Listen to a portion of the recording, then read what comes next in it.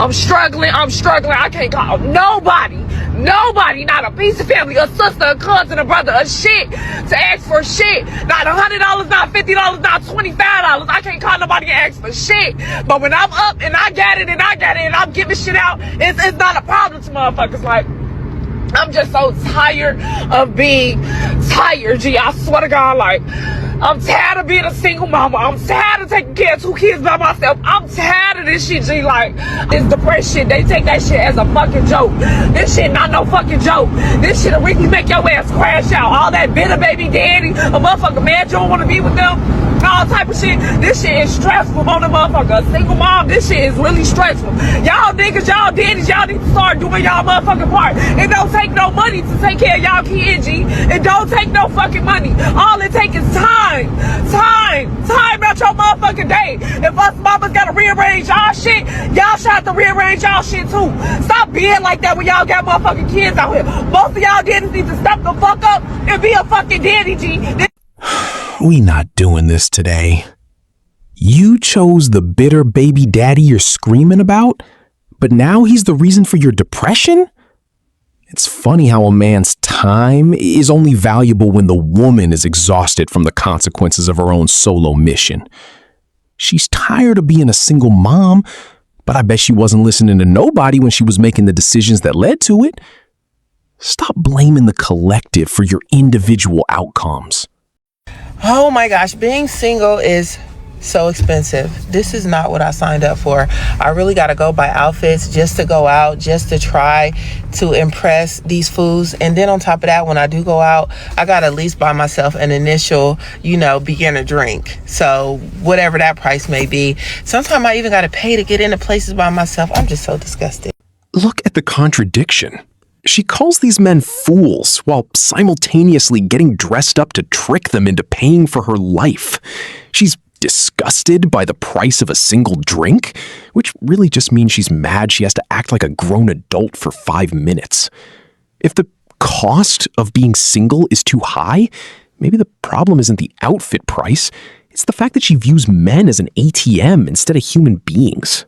I am tired of the amount of gaslighting us single people have to go through. Because let's be honest, a lot of the things that our friends in relationships can get for free, we have to pay for. And there's no amount of self-love or therapy that can kind of circumvent the frustration that being single is very expensive.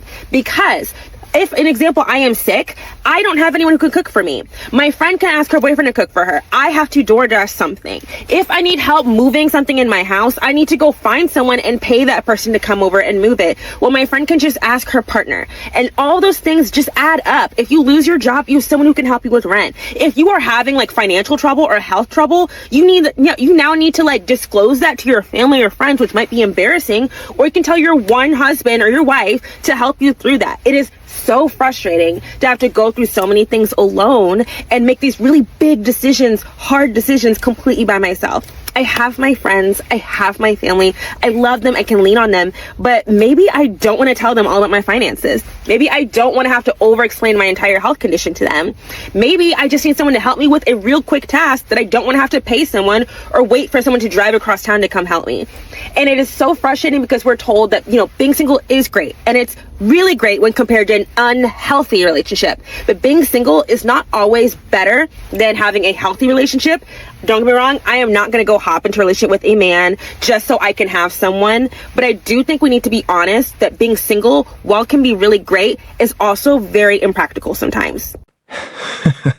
I have to laugh.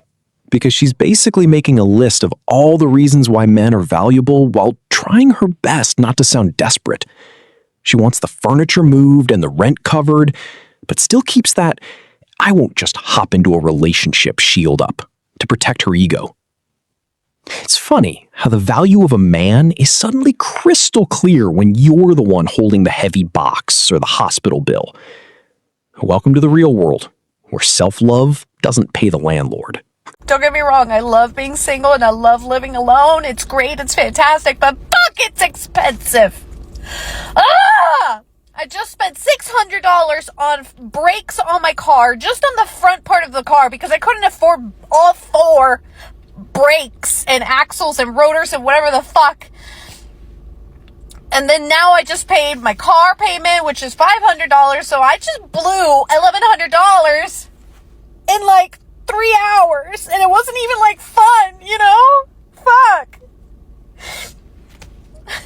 Sorry, it's just so overwhelming. Like, you work and you work and you work and you work and you work and you work, and it's just to pay off like your basic necessities.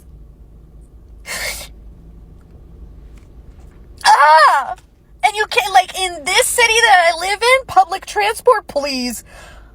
If I were to do public transport, it's like asking to get raped, and I really shouldn't be crying because now I have to go to another work event, and now I'm gonna be all puffy.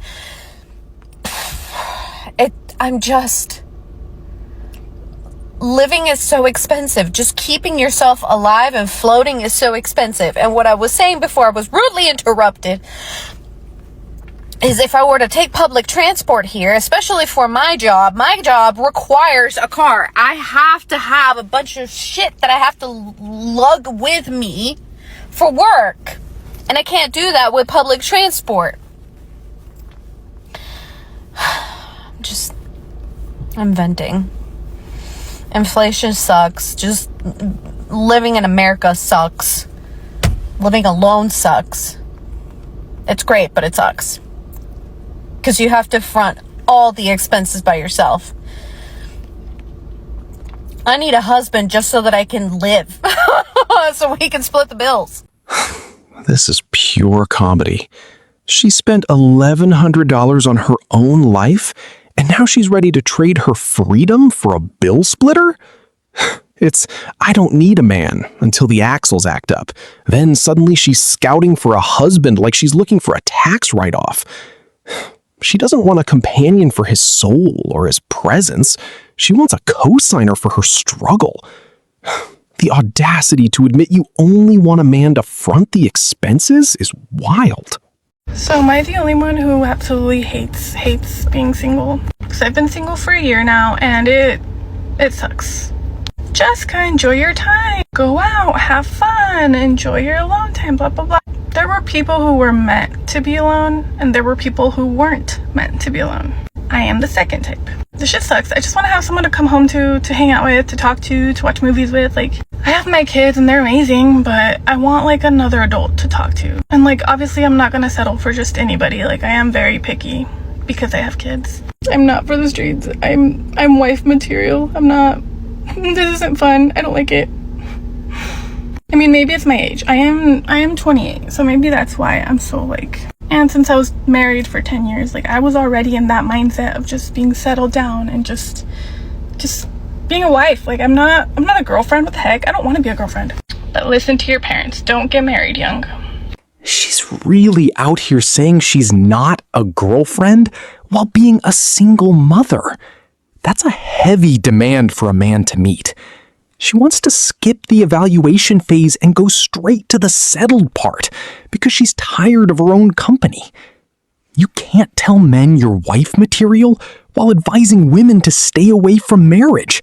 That's just propaganda designed to keep everyone as miserable as she is. Being single is incredibly expensive, and I'm not talking about just not splitting rent. The entire infrastructure of America is very much set up for couples. It is baked into the foundation of our country and how we have organized things like housing, healthcare, employment, and the social safety net. Start with something like housing. Zoning laws in most American cities effectively mandate single-family homes, which are designed for nuclear families. And places where single people might stay, like studios and one-bedrooms, tend to be less available. And if they are available, they tend to be significantly more expensive per square foot than other units. Or take something like healthcare. Employer-sponsored health programs assume a spouse might need coverage. That is very much baked into how things are priced and subsidized. But single people cannot call their friend and, get on their health insurance plan, right? Like, that benefit structure only recognizes one kind of interdependence. And the same with tax policy. It very much compounds all of this. Joint filers get way more tax benefits than single filers. Estate transfers between spouses are tax-free. If I left something to my friend, who's been my person for decades, that doesn't matter. They have to pay taxes on it. And what's so interesting is when we talk about the singles tax, we often are thinking about it simply in terms of like splitting groceries or splitting rent. We're not talking about it as a policy category in the same way that we're talking about families. But so many American adults are unmarried. So many of us are struggling or paying more of the singles tax and not thinking about the broader architecture and how it affects us and how we could potentially change it. I have to laugh at the zoning law's excuse. She's really trying to turn her lack of a husband into a civil rights issue. It's not a singles tax. It's just the basic reality that a team of two is always going to out-earn and outsave a solo player. They spend so much time telling men they bring nothing to the table, and now she's mad the tax man doesn't agree with her social media logic. I never complain on here, but honestly, I've been in tears all day. So I got the flu, got sick from my parents to tell me they were sick about 3 days ago. I had back-to-back sessions on the last 2 days, like 10 sessions, barely alive, breathing in my session. Yesterday, I woke up with hives all over my body and freaking out, contemplating life and wondering, should I go to the ER or just take Benadryl? Because my whole body was covered, so I think I had a reaction of something. Now, as a spiritual person, I'm like, I'm protected, I'm all this, but no. Are some people just being challenged right now? Because I feel like I am being challenged to a T. How can I run a business being sick? And then I found out that the insurance that I had ran out. So if I go to the ER or go to urgent care, I have to pay out of pocket. Not that the medical was any good anyways, because I had a high deductible. Please someone pinch me, tell me what the frick is going on, because I literally can't. I cannot. So I can't even do any readings. I can't even function. All I'm doing is making sure that I'm not hiving up and not itching and not coughing and blowing my nose. Who else can resonate? Because I'm freaking over it. We're really watching the boss babe lifestyle hit a brick wall. She's crying because she realized her freedom means she has zero safety net when she's sick. Yet I bet she'd still tell a good man he's not needed. You're stressed about insurance and working 10 sessions barely alive because you chose a path that doesn't account for human weakness. Stop calling it a spiritual challenge and call it what it is: the high cost of doing it all by yourself. Due to circumstances in my personal life, I'm having to sell my house. And I'm not looking to get another mortgage. I can't get another mortgage on my own. It's just not going to happen. And my boy's dad is currently still on the mortgage of the home that we're living in, and we're not going to continue with that. So I'm all out there on my own. Why is it so expensive to rent a house? A 2 or 3 bedroom house, nothing special, no bells and whistles, just a 2 or 3 bedroom house with a toilet. Why is it double the price of my mortgage and rent combined? Now I'm shared ownership, so I pay a mortgage, but I also pay rent as well. So 50-50, 50% rent, 50% mortgage. I can't afford to pay the mortgage and the rent on this house anymore, hence why I'm selling. But I also can't afford to private rent. So what do you do? What's the plan going to be? So I've got 11 weeks to sell this house until my mortgage goes on to a variable amount, and that will cripple me. Like, I can't pay it, and I don't want to I want my credit rating to be affected, and it's been a really tough decision to make, because I've been in this house since my eldest was a baby, and he's 15 this year, but I just can't do it on my own anymore. What do you do? I know nothing about the council or getting on the council list, but I do know it's very hard to get on the council list, and very hard to get a home. And when you have to think about children's schools and work and everything like that, you can't just be placed anywhere. And I'm putting on a brave face and a smile, but I'm absolutely terrified. I'm terrified of the unknown, because I'm putting my house up on the market, but I have nowhere to go. and I don't know what I'm going to do. We're not about to ignore that the dad was the one keeping this ship afloat while she lived there for 15 years. Now that he's finally out of the picture, she's terrified because she has to play by the same rules as everyone else. She wants a 3-bedroom house on a single income in this economy? That's not a housing crisis. That's a delusion that a man's labor is easy to replace. Stay in reality. I'm an exhausted single mother living in California, paying $2,000 for rent, and I feel like I am drowning. I am drowning in debt. What I was chasing, what I thought I wanted in my life as far as marriage and children and fame and success, I don't want any of that anymore. I just want to be able to live.